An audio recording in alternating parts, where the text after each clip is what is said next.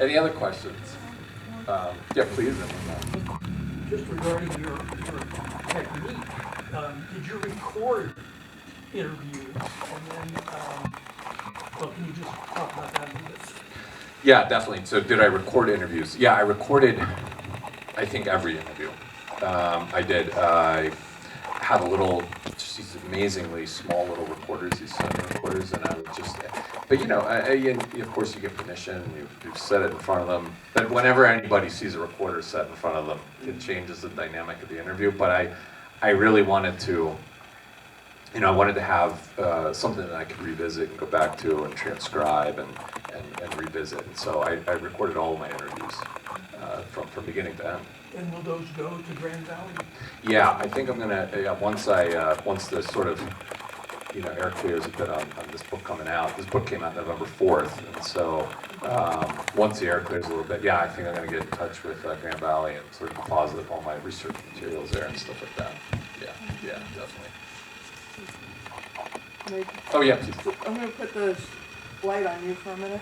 Now that you've submerged yourself in this whole genre of biography, if you could choose any writer, dead or alive, to write your biography, who would you choose? Whoa. Boy, that's a tough question. Who would I want to write my biography? Maybe like Robert Chernow or something? Big one, big biographer, right? Okay, well, I want to sell a lot of books, so they gotta have a big name. Yeah, I have to think about that one. Who else would I want to write my biography? Would they have to be living, I assume? No, it's dead or alive. Oh, dead or alive. I'll have Hemingway write it. Okay. Yeah, I'll have Hemingway write my biography. Or Faulkner. Maybe they could collaborate. I'll have Hemingway and Faulkner collaborate on my biography, and then it'll be famous, Or James Joyce. So many good choices. I'm actually reading a book about Ellman's biography, very famous biography of Joyce. His book came out last year about Ellman and about the writing of James Joyce biography. So it'd be nice to be included in that circle, and add another layer of biography to that experience. But I'll tell you, I'm hoping to do a new biography on Gary Snyder. And so, I'm pretty excited about that. Hopefully we'll see them in a couple weeks, Gary and his family. Gary has to be in his mid-90s now, isn't he? He's 95. Yeah, I guess so. Yeah. He always fascinated me with the poetry we've done together. I really enjoyed the book, The Mountains, with him and... Oh yeah. Rivers and Mountains with that in, yeah. Yeah, and then they did the collaboration with Jim and him together, with Gary. Yeah. The Etiquette of Freedom is, I think, the book, and The Practice of Wild is the film, the documentary, I believe. And Jim had gone out at the suggestion of William Randolph Hearst III, who Jim was pretty good friends, close friends with, and Hearst was a real fan of Snyder's, and told Jim that somebody should do some kind of memorial, or write a big book about Snyder or do a movie, and together they put together this film, Practice of Wild. Jim went out to Hearst's ranch, and he and Gary walked the property together, and they filmed it. So if you haven't seen it yet, and you're interested in Gary Snyder and Jim Harrison walking around talking about art and beauty and poetry and Zen, and it's a really cool documentary, and they made a companion book for that too. Oh, yes. Yeah.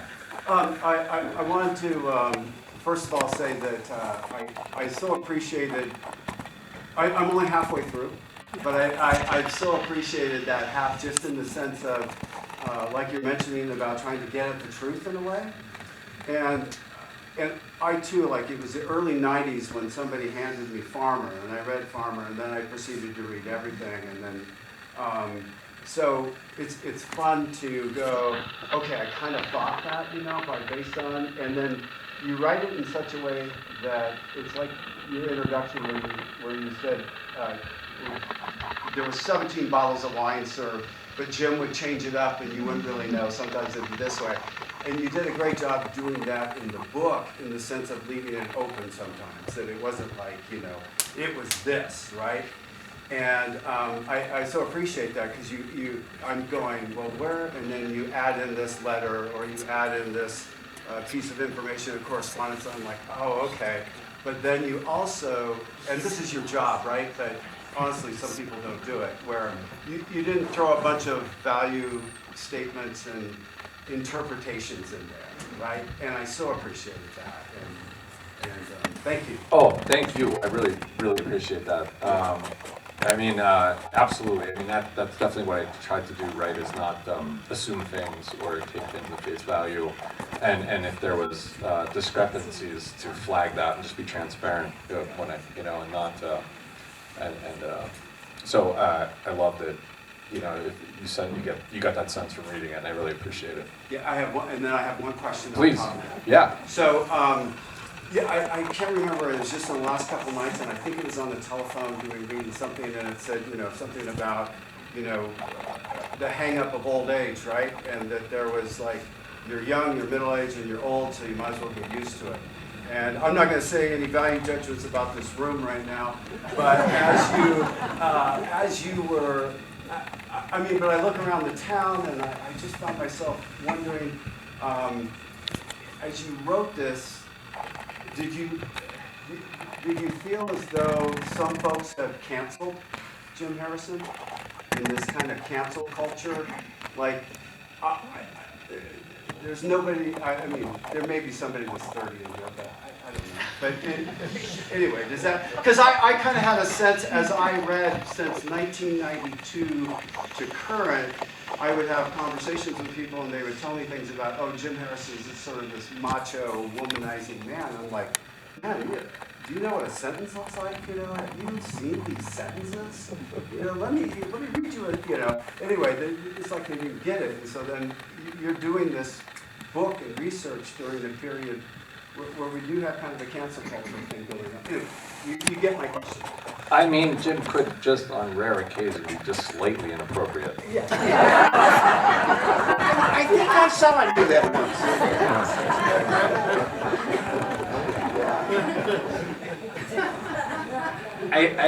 I don't know that I got this. I don't think he's been canceled. No, I think I don't know if he's the first person some mainstream literary media is going to pick up and profile at the moment. And maybe that's because he's Jim Harrison and he never could fully outrun sort of the last chauvinist sort of advertising that marked his first novel, which he really tried to outrun in some sense. I mean, he confronted it, he tried lots of different things, but he tried to get beyond that. And I don't know that he ever fully got beyond that, but I certainly haven't gotten the sense that he's canceled, and there's so many dedicated readers out there that, you know, keep his legacy going and reading his books and talking about him like here today.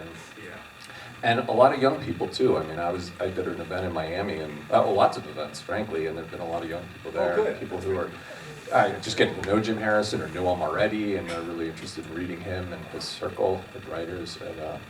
And so I think it's, yeah. I wanted to say something to that effect. Jim would have loved to have been canceled. Having known him personally, he would have wore that like a badge of honor. Yes. Would have worn it as a badge. I think that's so true because he was the only person that could tell you like this most raunchy story, and then he'd turn right around and you'd do a poem. You'd do like grown men were crying. You know? And he'd come to me something, hey Lars, come here. I want to tell you something. And I'd be like, oh God, please don't.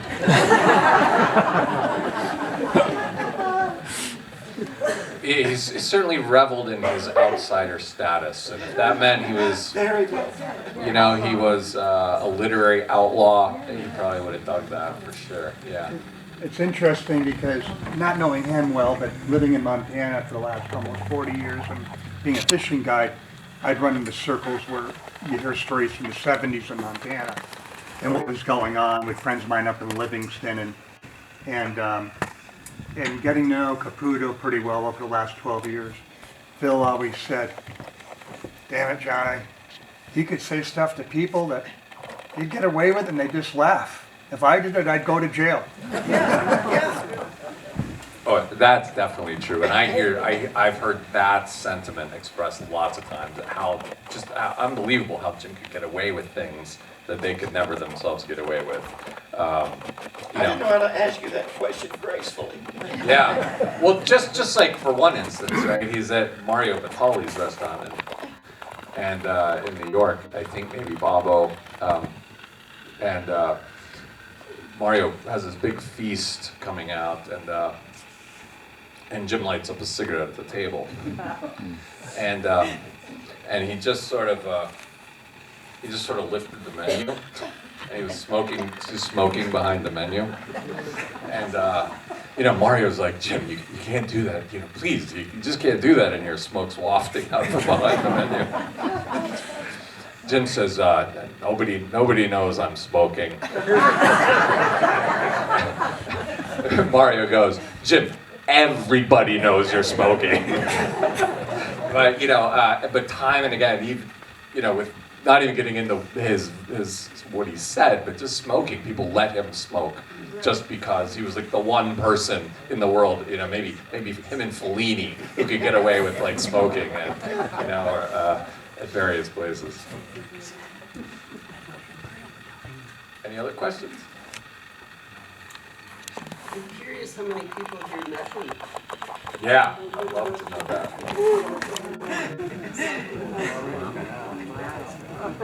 Amazing, okay. A good third to a half of the room. Okay, amazing. Did he ever meet Hemingway? I don't think he ever met Hemingway. No. That would have been epic.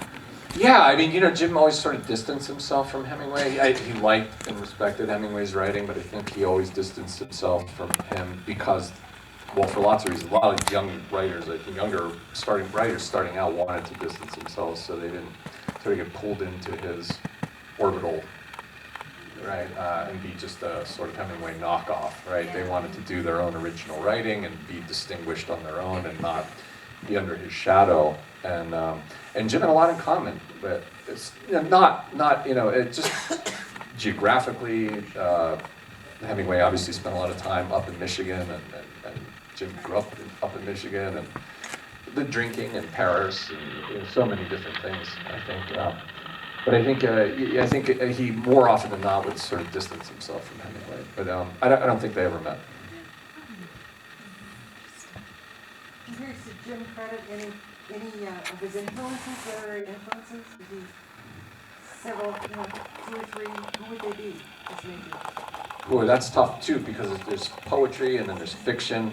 Yeah. I mean, for poetry, so many.